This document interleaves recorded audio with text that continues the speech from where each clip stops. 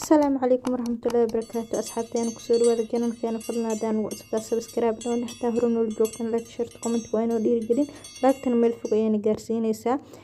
ما شاء الله ما شاء الله ما أنت وحن كهدل دونا أرن آد وفرحة بدن ما شاء الله إن الله يرزق من يشاء بخير حساب إلهي وحويري إلهي قفتو دونا أيو إرزاقيا ما شاء الله آبها أنا أد وجدان وآبا لحدن إيه تضبط شرئه in fara badan hore usoo guursaday ilaahay wax u wad ah muusiinin kol dhaweed ayuu guursaday insha Allah taala had guurkiisa ugu dambeeyay ma sha Allah gabadhiisa curad ayaa u dhalatay waana 67 jir weeye aabahani gabadhiisa curad ayaa hadda dhabta u saaran ma sha Allah oo u dhalatay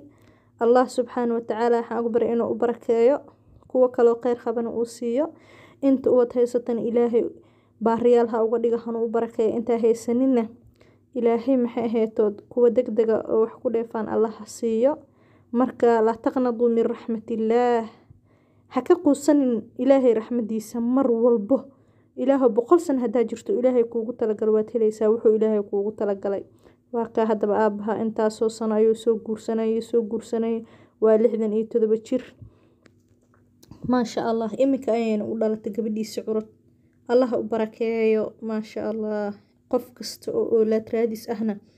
إلهي سبحانه وتعالى سيدو أبهن وغفر حيو كلات الله وغفر حيو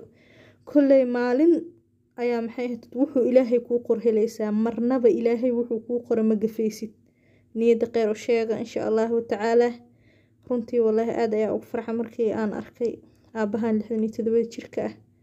إلهين هاد وديق عرود كيسي وقبرأه gabadhaas waxaan dhahaynaa mid diinteeda